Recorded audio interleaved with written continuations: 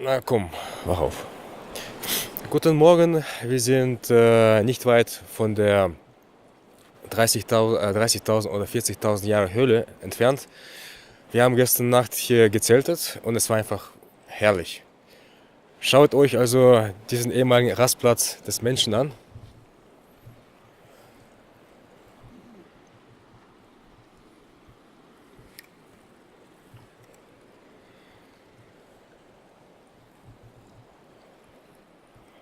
Und hier sind die Gefährten. Also, wie ich schon sagte, der Abend war sehr geil. Wir haben ein Lagerfeuer gemacht. Der mongolische El Mariachi Mogi mit seinen Gitarren und Gesangkünsten, wie gesagt, zur Seite gestanden. Und es war eine sehr schöne Nacht mit dem Sternenhimmel und mit der Milchstraße über uns.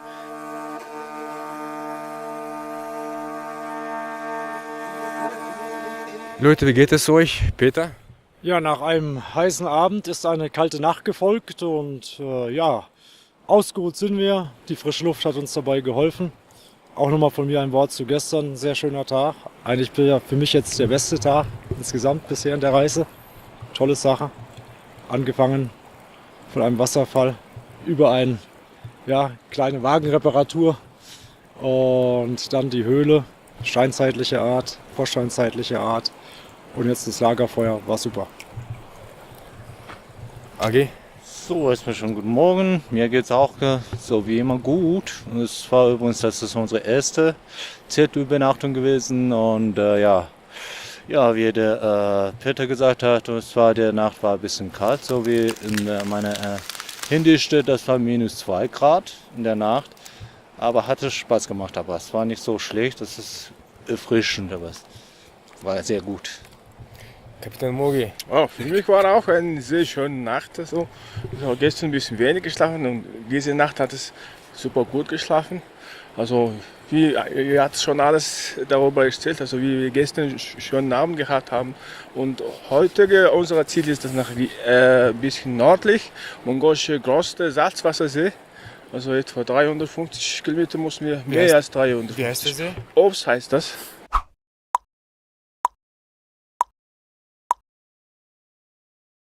Mussten wir dahin fahren. Ja, und dann werden wir schauen, also, was wir von uns erwarten. Also, ja, was wir, ja. Sonst müssen wir eine schöne Reise. Ja. Oh, dann lasst uns schweren Herzens diesen schönen Ort verlassen.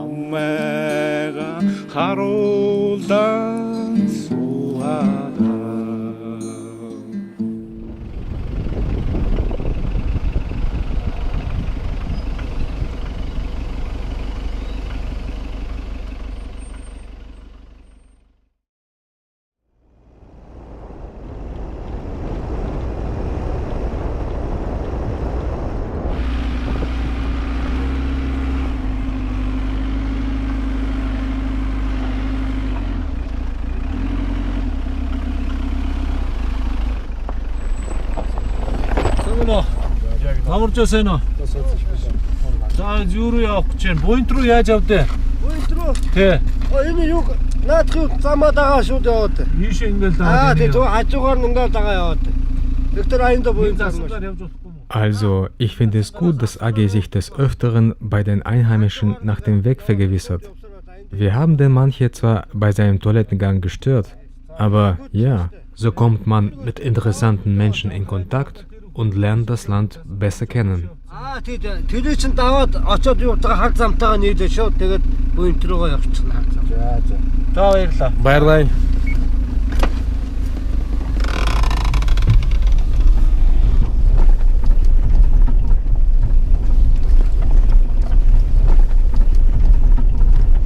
Tolle Landschaft.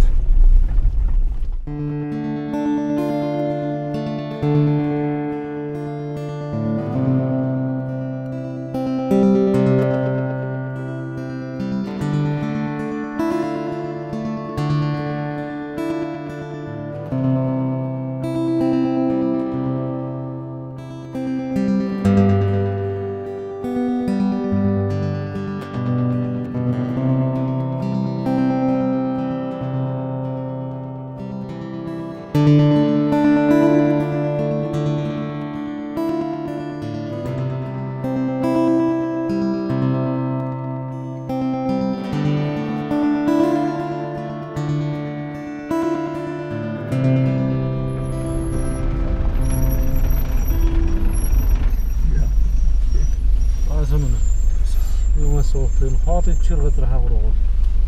Хоолыг чир газар. Тэр орой цааны газар яг тийм шав дэвтэй байсан биз дээ. Олбор шараа. Чи газар энэс өөр байгаа юу? Байхгүй. Okay. Fahren wir weiter, glaube ich. Es gibt keine Möglichkeit zum McDonald's hat geschlossen. Essen. Also der einzige Laden ist das. Es ist aber zu. Das heißt, wir fahren jetzt zu der Provinzstadt. Also von hier 70 Kilometer Piste, 40 Kilometer. Das ist schon mindestens 3 Stunden am Morgen. Ja. Ist in Ordnung. Okay. Wir können ja im Duruk irgendwas noch einkaufen, oder? Eigentlich schon. Ja. Irgendwas. Doch dann zu laden, ne? Da es hier kein Restaurant auf hat, entscheiden wir uns kurzerhand, Proviant für einen Picknick einzukaufen.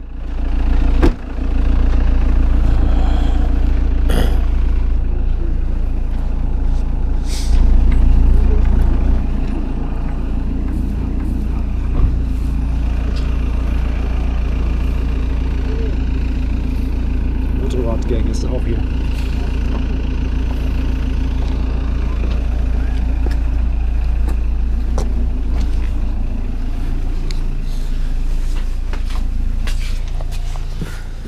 Eis gibt's. Eis gibt's. Und Kekse. Ja, aber selbst noch Kekse.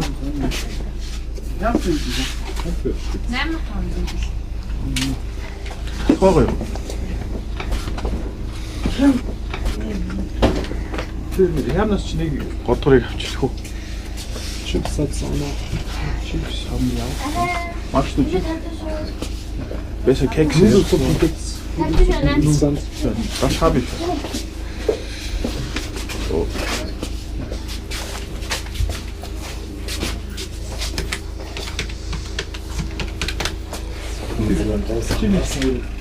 Grüßt euch.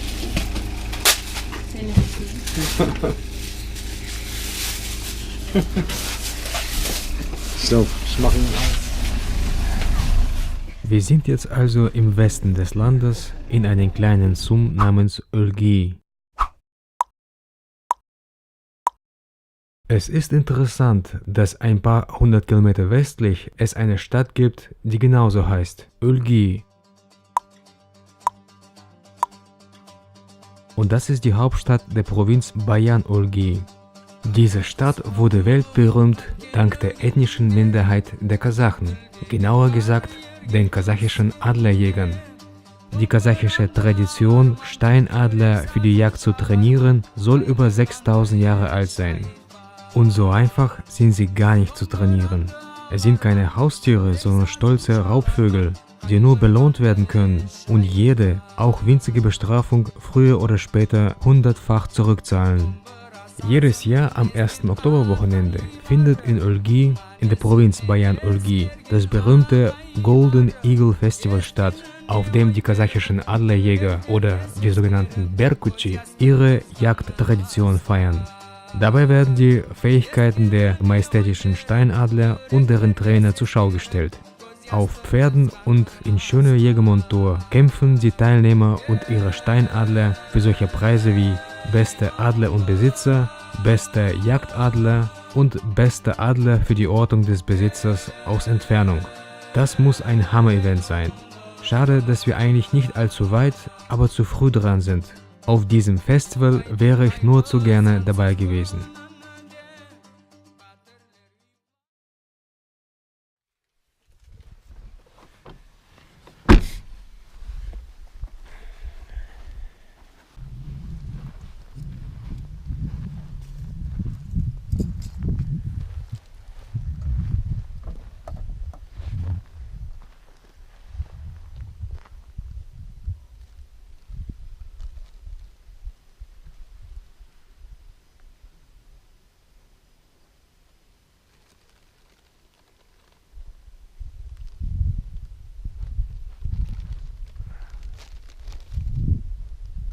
Kommst du mit Leuten zusammen, die du nicht kennst? Ne?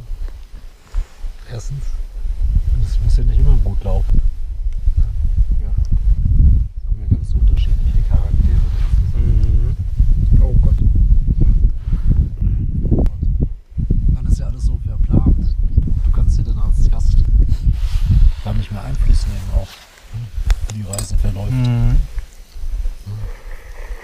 Die sind durchgetaktet und am Abend heißt es in 15 Minuten zur freien Verfügung.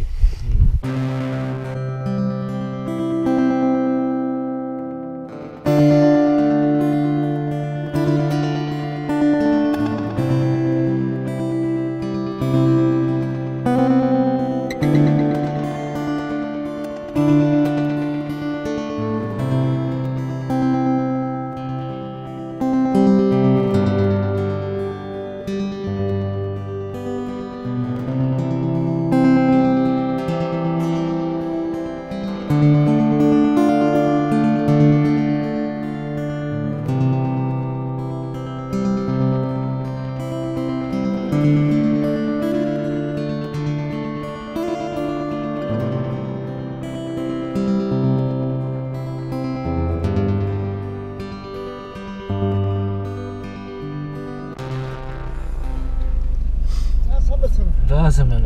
Сайн авсаж сан байна. Сайн байна уу? Сайн Тусаж байна тийм. Юу сотын хүн хин зохиолч хүн. За. Өөр ганцаараа майхантай амьдарч байгаа юм биш. За. Та нарын яг очтой газар чинь би майхантай байж байгаа. Тин усаа ууч. Уцсан сэрэг унтарчаад би уцаас сэрэлэх гэдэг гэсэн яг сэрэлжлээ. Яг байж байгаа газар чинь юу аа гэнэ. Одоо та нарын очих газар өгөхгүй. За. Хамгийн тогтлог дутаа газар дээр өгөхгүй. За. Тэгээ би майхан дээр ууч. Олж байгаа. Тэгээ заавал ахын эхлээд чи ярьж харин яриад гэж байна. Okay, der sollte auch eine Schriftstelle sein und das ist direkt am Ufer. Schriftsteller? Ja. Wer? Der. Okay. Okay, gut. Ja. Ja. Sogar schon ein Buch verkaufen. Одоо миний ном энэ байж битээс. Ja, das ist ein Buch. Тэнгэр бай. Der Mann am See. Was heißt? Jugendjammer. Үнийг So, das sollte. Ямар зүгээр л энэ хүний нэр юм. зүгээр өгөөлийн ном баггүй. Zinggur. Ном өгөөл. Тэнгэр бай гэж зүгээр Zinggur. нэг тийм Kaufen. сонин өгөөл. Сонгод өгөөл. Nee, das zählt direkt am Ufer. Und wenn wir zum Ufer wollen und der wollte auch mitkommen bis zum Zelt. Ach so. Ja. Ich habe gesagt, okay, erstmal warte mal ab und wir noch hier nach. Also ich dachte, er gehört zum Camp. Nee. Okay. Er ist nur hier angekommen, um seine Handy zu laden. Ach so. Ja. Okay. Es ist auch, also wir können hier übernachten, das ist möglich. Abendessen und Frühstück. Gut. Ja. Im Vergleich zu anderen Camp ist hier ein bisschen teurer, aber das ist kein Problem. Aber noch günstiger als das Hotel. Dann mein Vorschlag ist, erstmal machen wir unser Gepäck und Sachen in die Jurte rein und dann fahren wir zu der See. Also, ja? Das ist in die Nähe. Ja? Weißt du, guck mal jetzt, okay, gut, aber nach der Ortszeit ist 5 Uhr und dann ist, sobald die Sonne da sind, Dann will ich noch geschwind rein. ja. Wir können ja ein Gepäckstück als Pfand hinterlassen, dann Ja. ist gut, dann glauben wir. Vielleicht wäre es besser, wenn wir Ja. zuerst hinfahren und dann Ja, dann haben wir ein bisschen von der Tag und von der Kannst du See. einen Schilling als Garantie hinterlassen?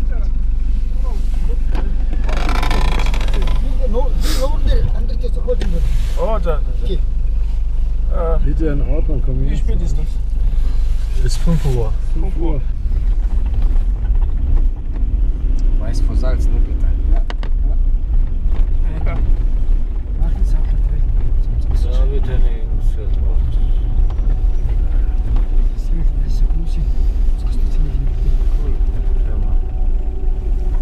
So, So, wie Yes. endlich. Endlich. Das waren lange 19 Kilometer noch. Ja.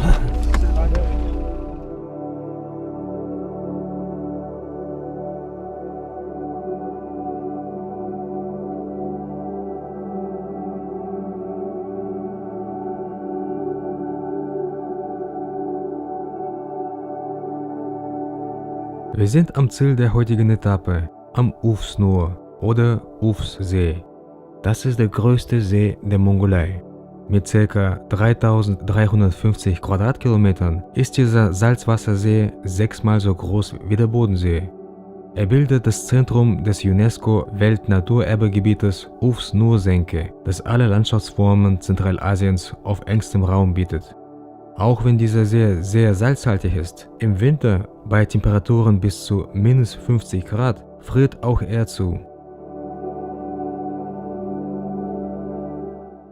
Das Wasser hat eine recht angenehme Temperatur, aber ich lasse das mit dem Baden lieber sein. Der Abendwind ist recht kühl und meine Erkältung habe ich noch nicht ganz auskuriert.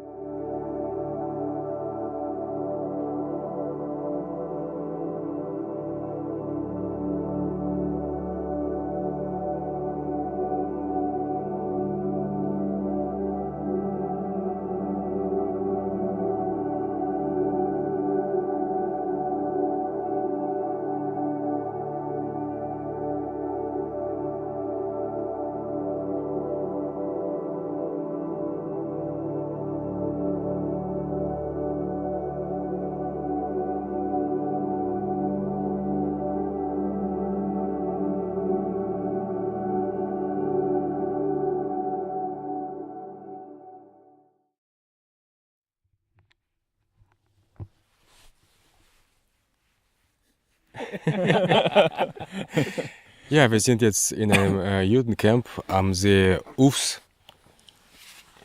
Heute Abend hatten wir 3 Möglichkeiten zur Auswahl. Ein Judencamp, entweder Zelten oder ein Hotel in der Stadt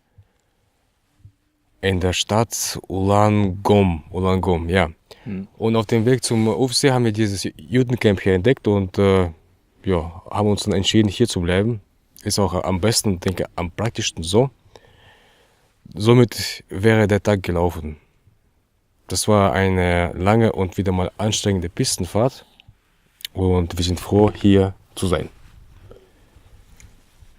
Das kann ich auch bestätigen. Ja, so wie wir gesagt haben, und okay, das war ganz genau gesagt, okay, 407 Kilometer auf der Landpiste und sind wir heute Nachmittag so in Ulangom angekommen und dann zufälligerweise auf dem Weg zu See, wir haben da diese schöne Camp so entdeckt und dann sind wir wieder hier. Jo. Jetzt habe ich extra meine Badehose eingepackt, aber ich glaube, die Lufttemperatur und der Wind haben es heute Abend nicht uns möglich gemacht, nochmal ins Wasser zu springen. Schade drum, aber wir haben ja noch andere Seen auf der Tour. Und mal schauen, oder? Mal schauen. Ja, mir geht es auch dieser Ort sehr gefallen. Ich bin jetzt ein zweites Mal her. Also letztes Mal waren wir Ufer von diesem See, das ist schon so übernachtet, gezeltet. So. Aber von hier so, sieht auch sehr gut aus. Direkt ein Ausblick von diesem See aussehen. Und vorne sind schöne Landschaften, Berglandschaften. So sieht ganz gut aus. Ja, dann wie immer stelle ich hier eine neue Witz, also ein mongolischer Witz ist das. So, es war einmal also der mongolische Präsident und der amerikanische Präsident, also die beide sind getroffen und die sind im Flugzeug zusammen. Die fliegen das erste Mal über die Mongolei, besonders in Ulaanbaatar, darauf da oben. Und dann der amerikanische Präsident hat ihm mongolische Präsident gesagt, was für ein Staat ist das, alles kaputt, alles nicht renoviert, seht euch eure Häuser, ja, sieht so scheiße aus und so, und kaputt gelacht, ja, und gespottet und dann mongolische Präsident hat ein bisschen geärgert, also, aber nichts gesagt, ja. Ich werde dich irgendwie verarschen oder irgendwas machen, und hat er gedacht, ja. Und dann beide fliegen über Amerika, ja, Washington und andere Städte. Alle sind ganz schön, ganz neu und komplett renoviert aus, ja. Und dann hat er ganz oben geguckt, hatte aber ein Haus entdeckt, das ja sehr schlecht aus, nicht renoviert, sehr schlecht und so. Und dann der mongolische Präsident hat gesagt, hey, Ihr Land hat auch ein so scheiße Häuser, hahaha, und hat er gelacht, ja. Und dann der amerikanische Präsident hat gesagt, halte, das ist eure Botschaft, Botschaftshaus. Moment mal. Oh, der war gut. Naja.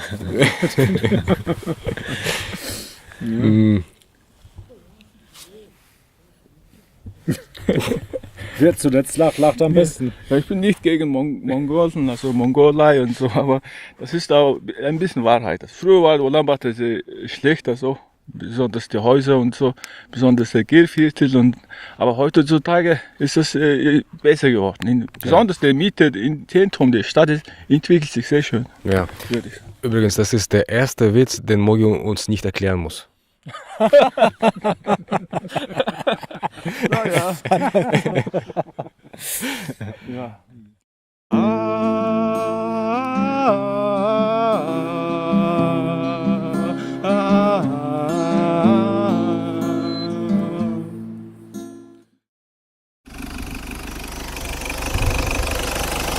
Und in der nächsten Folge